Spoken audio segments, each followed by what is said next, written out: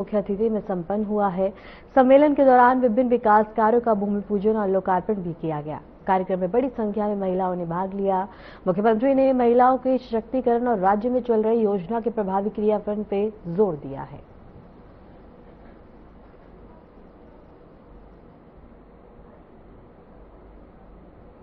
और बाबा भोलेनाथ यहाँ दामाद के रूप में जाने जाते हैं।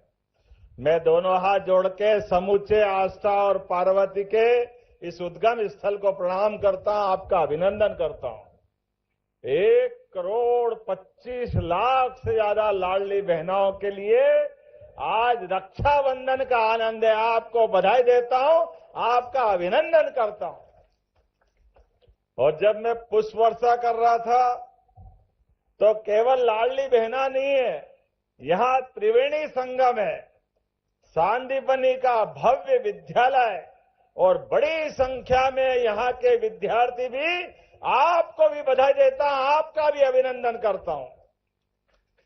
बच्चे पढ़े लिखे आगे बढ़े, ये हमारे लिए भविष्य के लिए देश और प्रदेश के लिए आवश्यक है। इस मंच पर विराजमान हमारे माननीय राजस्व मंत्री करण सिंह वर्मा, जोरदार अभिनंदन करण सिंह जी का भी करें। और यहां की प्रभारी मंत्री हमारी बहन कृष्णा गौर जी, जोरदार अभिनंदन कृष्णा गौर जी का भी करें। माननीय महेंद्र सिंह जी, देखो न्यायालय का काम छोड़ करके जनता की सेवा करने आए, ये है भारतीय जनता पार्टी। पूर्व न्यायाधीश महेंद्र सिंह जी के लिए भी जोरदार ताली बजा के अभिनंदन करें। और आप तो भाग्यशाली हो, कहां न्यायाधीश, कहां इंजीनियर, सारे लोग सेवा करने आए। जोरदार ताली गोपाल इंजीनियर के लिए भी। अपनी सबकी राय विधायक सुरेश राय, जोरदार अभिनंदन सुरेश राय जी के लिए। सुरेश राय जी, इस अवसर पर हमारे बीच मौजूद जिला अध्यक्ष विद्यार्थी परिषद के काल से हमारे परिचित नरेश मेवाड़ा जी, आपका भी स्वागत अभिनंदन। यहां की अध्यक्ष जिला पंचायत की श्रीमती रचना सुरेन सिंह जी, आपका भी स्वागत अभिनंदन। वीरेन जी, वीरानी जी का भी जोरदार अभिनंदन। और लाडली बहना की प्रदेश संयोजक हमारी नगर पालिका सुजालपुर की बहन परमार बहन जी का भी स्वागत। अब नाम बोलूंगा तो थोड़ी घड़ी अनुमति नहीं दे रही है, इसलिए सबका हाथ जोड़ करके और आप ताली बजा करके पूरे मंच का और अपना स्वयं का भी अभिनंदन कराएं। आज यहां सीहोर जिले में एक नया इतिहास लिखा जा रहा है, एक नए प्रकार का समय प्रारंभ हो रहा है। बाबा साहब अंबेडकर की जयंती के 2 दिवस पूर्व हम सब बाबा साहब को भी स्मरण करें, उनका भी आज के अवसर पर इस देश की लोकतंत्र के साथ सामाजिक समरसता को लेकर के बाबा साहब अंबेडकर ने बहनों की शिक्षा को भी अत्यधिक महत्व दिया। संविधान तो दिया ही दिया, लेकिन बहनों के लिए भी काम किया। जोरदार अभिनंदन डॉक्टर भीमराव अंबेडकर की जयंती के अवसर पर। जब मैं आपसे बात कर रहा हूं तो बहुत सारे प्रकार से ये महीना बैसाख मास कई कारण से पवित्र महीना है। और इस पवित्र महीने में दान धर्म के साथ साथ सनातन धर्म की संस्कृति को लेकर के हमारे लिए और भाग्य अच्छा लेके आए प्रधानमंत्री जी। जोरदार अभिनंदन यशस्वी प्रधानमंत्री नरेंद्र मोदी जी के लिए भी करें, जिनके कारण से बैसाख मास विक्रम संवत 2083 ये अमर होने वाला है।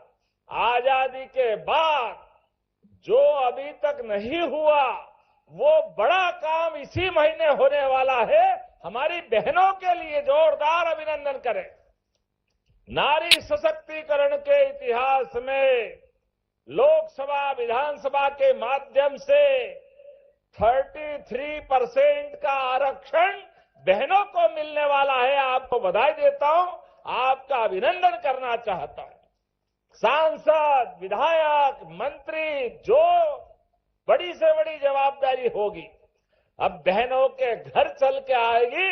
सच में हमारा तो जीवन धन्य हो गया बहनों के ये सेवा करते करते। एक साथ आस्था में लगभग 200 करोड़ से ज्यादा के लोकार्पण भूमि पूजन छोटी मोटी बात है क्या?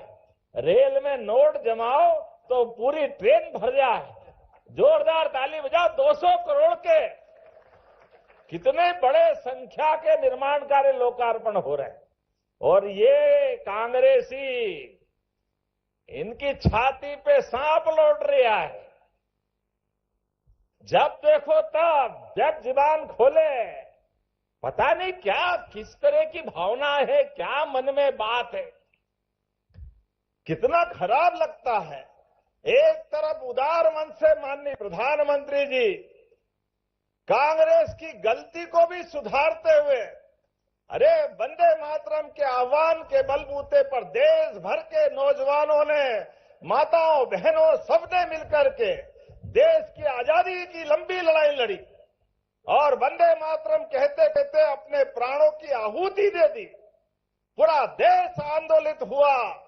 लेकिन दुर्भाग्य के साथ कहना पड़ेगा कांग्रेसियों ने उसमें भी वोट बैंक की राजनीति के आधार पर पहले वंदे मातरम के टुकड़े कराए, फिर देश के टुकड़े कराए और अब तो वंदे मातरम गाने में कांग्रेस के लोगों को आपत्ति, भारत माता की जय बोलने में आपत्ति। अरे डूब मरना चाहिए कांग्रेसियों। इस देश में अगर ये घटना हो रही है तो सारा पाप तुम्हारे माथे आने वाला है। माता बहनों के लिए इस देश में क्या सम्मान है। भारत माता की जय करते करते तो हजारों हजार साल से ये सांस्कृतिक भारत की अपनी पहचान दुनिया भर में विशेष सम्मान के कारण जानी जाती है। तो मेरे साथ बोलो भारत माता की, भारत माता की। कितना अच्छा लगता आपकी आवाज, गगनचुंबी आवाज। लेकिन ये कांग्रेस के लोगों ने भारत माता के साथ भारत माता की जय बोलने में भी इनके चुने हुए जनप्रतिनिधि इंदौर में आपत्ति करते हैं और उस कांग्रेस के अध्यक्ष प्रदेश के प्रेस कॉन्फ्रेंस बुलाते हैं और कहते कि इसमें क्या बात है, कोई बोले तो बोले, नहीं बोले तो नहीं बोले। अरे भाई तुम कौन सी बात कर रहे हो? इस देश का खाते हो तो वंदे मातरम तो कहना पड़ेगा। ये वंदे मातरम का सवाल नहीं है। भारत माता की जय के साथ कांग्रेस के चुने हुए जनप्रतिनिधि अगर भारत माता की जय नहीं बोले, वंदे मातरम नहीं बोले और कांग्रेस के गृह जिले के प्रदेश के अध्यक्ष खासकर खुद अपनी प्रेस में भी अपने उस भाव प्रकट करते हुए दो शब्द खेद के भी नहीं बोले। ये वही कारण है जिनके कारण से देश की आजादी के समय यशस्वी तत्कालीन इनके नेता ने वंदे मातरम के टुकड़े करते हुए भारत माता को बांटने का प्रयास किया। मुझे गर्व है यशस्वी प्रधानमंत्री ने पूरा वंदे मातरम गाने के लिए पूरे देश को एक साथ खड़ा कर दिया। जोरदार ताली बजाए यशस्वी प्रधानमंत्री को लेकर के। सत्य समलाम हमारी कितनी भारत माता की वंदना की गई, उसको कोई धर्म के दायरे से नहीं देखते। ये कांग्रेस के वही पाप है जिसके आधार पर राम मंदिर के मामले में कांग्रेस के लोग लगातार अड़ंगे लगाते रहे। हाई कोर्ट, सुप्रीम कोर्ट, जब भी इनकी सरकारें, सरकार की भावना के लोग वहां तक इनने राम मंदिर में लगातार अड़ंगे लगाए और बस चला, जनता साथ नहीं थी तो कांग्रेस के महामंत्रियों ने हाई कोर्ट, सुप्रीम कोर्ट में वकालतनामा देकर के बेशर्मी से कहा भगवान राम कहां पैदा हुए, कहां सबूत है। वो तो भला हो सुप्रीम कोर्ट का, और सुप्रीम कोर्ट ने निर्णय दिया और भगवान राम का धाम जगमगाया। बोलो जय जय श्री राम। और वो दिन है कि आज का दिन है।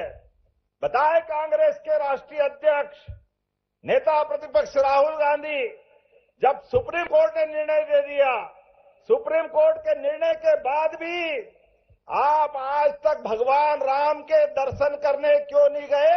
ये पाप आपके माथे है।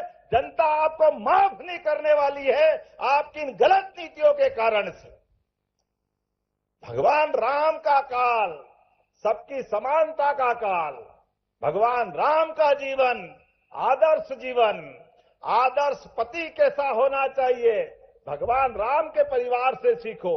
आदर्श पत्नी कैसी होना चाहिए, माता सीता से सीखो। भाई से भाई का संबंध कैसा होना चाहिए, भरत और श्री राम से सीखो। अरे हर एक रिश्ते को अमर करने के लिए परमात्मा की दया से भगवान राम का जीवन आदर्श जीवन है। लेकिन दुर्भाग्य के साथ कांग्रेस के लोगों ने इसमें भी वोट बैंक देखा। जैसे वो वंदे मातरम में देख रहे हैं, जैसे वो भारत माता की जय में देख रहे हैं। जनता सारा हिसाब करेगी। ये लाडली बहनाओं को भी नहीं छोड़ रहे। ये कांग्रेस के अध्यक्ष कह रहे थे लाडली बहनाओं को पैसे मत दो। ये बहनें शराब पी जाती है, दारू पी जाती है। बहनें याद रखना, गठान बांधते जाना। हमारी सरकार तो अभी तक आज मिला करके 55,000 करोड़ रुपया बहनों को दे चुकी है। ये अपनी लाडली बहना की राशि के माध्यम से और देते जाएंगे। कांग्रेसियों तुम जो मर्जी आए बोलते रहो। हमारे देश में तो इस देश की पहचान ही मात्र सत्ता के आधार पर है।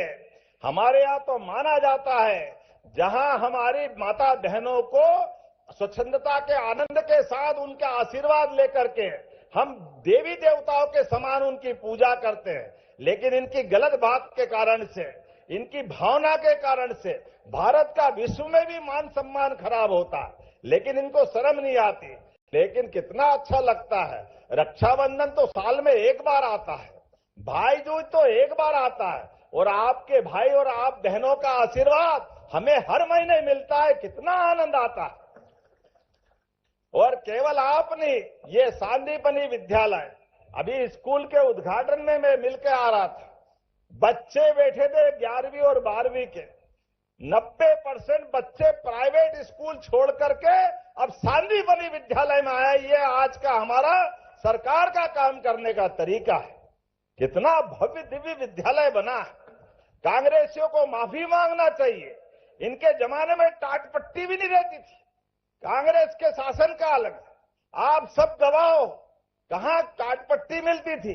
पेड़ की छाया के नीचे बैठ करके, बिल्डिंग भी नहीं होती थी, पीने का पानी के ठिकाने नहीं, और तो और जन सुविधाएं भी नहीं थी। लेकिन अब हमारी सरकार हमारे बच्चों के लिए जो सरकारी स्कूल में पढ़ने जाए और परिस्थिति खराब है तो किताब अपनी तरफ से देती। जोरदार अभिनंदन करो। बच्चों को किताब भी देने का काम करते, बच्चों को गणवेश कपड़े भी देने का काम करते हैं। और आगे बढ़ो, 4 किलोमीटर से ज्यादा मिडिल और हाई स्कूल है तो साइकिल भी देने का काम बच्चों को मिलता है। 4 लाख साइकिलें भी हमने अभी बांट रहे हैं लगातार। जोरदार ताली बजाओ बच्चों को स्कूल जाने के लिए। ये हमारे काम करने का तरीका। और जो बच्चे पढ़े लिखे आगे बढ़े, ऐसे में 75% से ज्यादा अंक लाएंगे हाई स्कूल के बाद, तो उनको लैपटॉप देने का काम भी हमारी सरकार के माध्यम से हो रहा है। अरे बच्चे पढ़ लिख करके योग्यता से अपनी मुकाम हासिल करते हैं तो और स्कूल में जो टॉप करेंगे उसको स्कूटी देने का काम भी हमारी सरकार के माध्यम से हो रहा है। एक एक करके सभी क्षेत्रों में। और ये किसान कल्याण वर्ष भी मना रहे हैं। किसान भाइयों के लिए भी किसान सम्मान निधि और किसान की आय बढ़ाने के लिए भी हमारी सरकार लगातार काम कर रही है। देखो कांग्रेसियों, अगर तुमको कुछ कहना हो तो अपने अतीत में झांक के देखो। आप हिसाब लगाओ, 1956 में मध्य प्रदेश बना, लेकिन 55 साल में गेहूं 100 रुपए के अंदर बिकता था 1956 में। लेकिन 2002-3 तक 400, 450 रुपए मिलता था।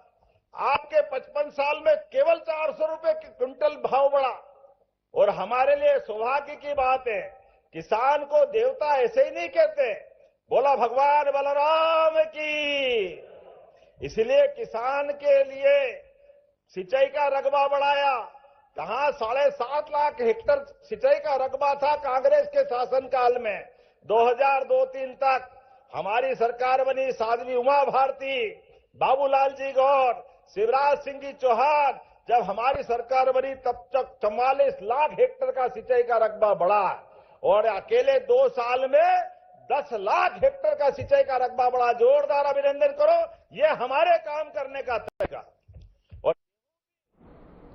तो वहीं केंद्रीय कृषि मंत्री शिवराज सिंह चौहान ने रायसेन में आयोजित उन्नत कृषि उत्सव 2026 में भाग लिया। इस अवसर पर उन्होंने किसानों से संवाद किया और आधुनिक कृषि तकनीकों, उन्नत बीजों और खेती में नवाचार को अपनाने पर जोर दिया। कार्यक्रम में बड़ी संख्या में किसान और कृषि क्षेत्र से जुड़े विशेषज्ञ मौजूद रहे। उत्सव का उद्देश्य किसानों को नई तकनीकों और बेहतर उत्पादन के तरीकों की जानकारी देना बताया गया।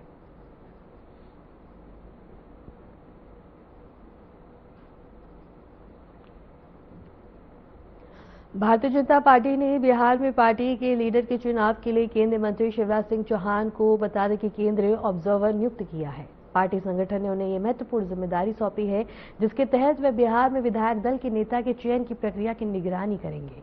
इधर बिहार की राजनीति में एक और अहम घटनाक्रम सामने आया, जहां बिहार के मुख्यमंत्री और जेडीयू के राष्ट्रीय अध्यक्ष नीतीश कुमार ने 10 अप्रैल को राज्यसभा सदस्य के रूप में शपथ ली। मध्य प्रदेश के रायसेन में मीडिया से बातचीत करते हुए शिवराज सिंह चौहान ने कहा कि मैं तो एक कार्यकर्ता हूं और कार्यकर्ता के नाते जो भी काम मिलता है उसे पूरी ईमानदारी के साथ करना मेरा कर्तव्य है। जो भी दायित्व पार्टी देती है मैं उसे पूरा करता हूं। मैं 14 तारीख को बिहार जाऊंगा।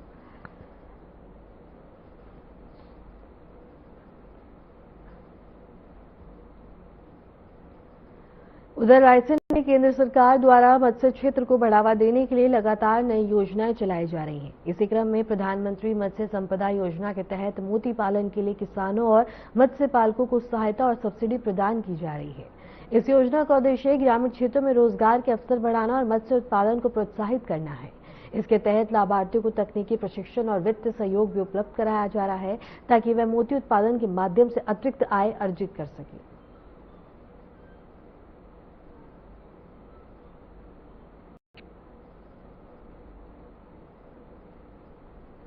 और रायसेन से ये खबर हम आपको बता रहे हैं, जहां केंद्र सरकार दे रही है मोती पालन सब्सिडी, और इसके साथ ही बता देंगे काफी ज्यादा रायसेन में केंद्र सरकार द्वारा मत्स्य क्षेत्र को बढ़ावा देने के लिए लगातार नई योजनाएं चलाई जा रही हैं।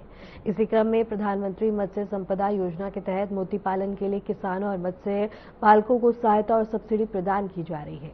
इस योजना का उद्देश्य ग्रामीण क्षेत्रों में रोजगार के अवसर बढ़ाना और मत्स्य उत्पादन को प्रोत्साहित करना है। इसके तहत लाभार्थियों को तकनीकी प्रशिक्षण और वित्त सहयोग भी उपलब्ध कराया जा रहा है, ताकि वे मोती उत्पादन के माध्यम से अतिरिक्त आय अर्जित कर सकें।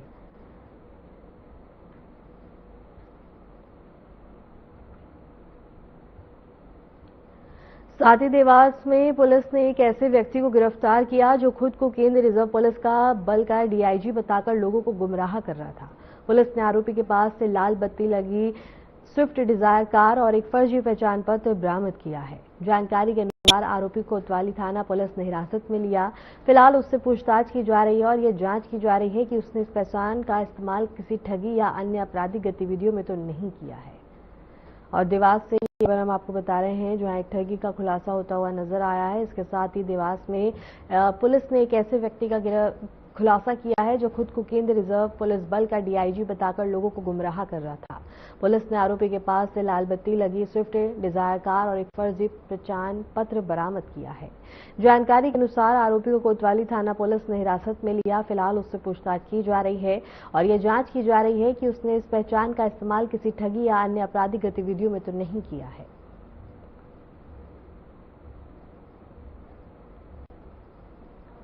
खंडवा में स्थित सेल्स टैक्स ऑफिस की बिल्डिंग में अचानक से आग लगने की घटना सामने आई है। आग लगने की सूचना मिलते ही दमकल की कई गाड़ियां मौके पर पहुंच गई और आग बुझाने का प्रयास जारी है। फिलहाल आग लगने के कारणों का पता नहीं चल सका है। प्रशासन स्थिति पर लगातार नजर बनाए हुए है और अधिक जानकारी की प्रतीक्षा भी की जा रही है। और खंडवा से ये खबर हम आपको बता रहे हैं, जहां एक सेल्स टैक्स ऑफिस की बिल्डिंग में अचानक से आग लगने की घटना सामने आई है।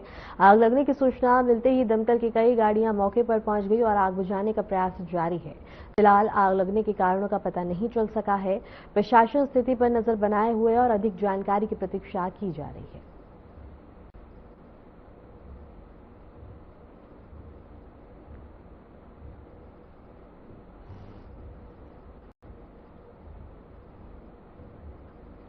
उज्जैन स्थित विश्व प्रसिद्ध महाकालेश्वर ज्योतिर्लिंग मंदिर में आज एकादशी के अवसर पर भक्तों द्वारा भस्म आरती का आयोजन किया गया। सुबह तड़के होने वाली इस विशेष आरती में बड़ी संख्या में श्रद्धालुओं ने भाग लिया और भगवान महाकाल के दर्शन कर आशीर्वाद प्राप्त किया। मंदिर परिसर हर हर महादेव के जयकारों से गूंज उठा और वातावरण भक्तिमय हो गया। और उज्जैन से ये खबर हम आपको बता रहे हैं, जहां सभी श्रद्धालुओं ने बाबा महाकाल का आशीर्वाद प्राप्त किया है। उज्जैन स्थित विश्व प्रसिद्ध महाकालेश्वर ज्योतिर्लिंग मंदिर में आज एकादशी के अवसर पर भक्तों द्वारा भस्म आरती का आयोजन किया गया। सुबह तड़के होने वाली इस विशेष आरती में बड़ी संख्या में श्रद्धालुओं ने भाग लिया और भगवान महाकाल के दर्शन कर आशीर्वाद प्राप्त किया। मंदिर परिसर हर हर महादेव के जयकारों से गूंज उठा और वातावरण भक्तिमय हो गया।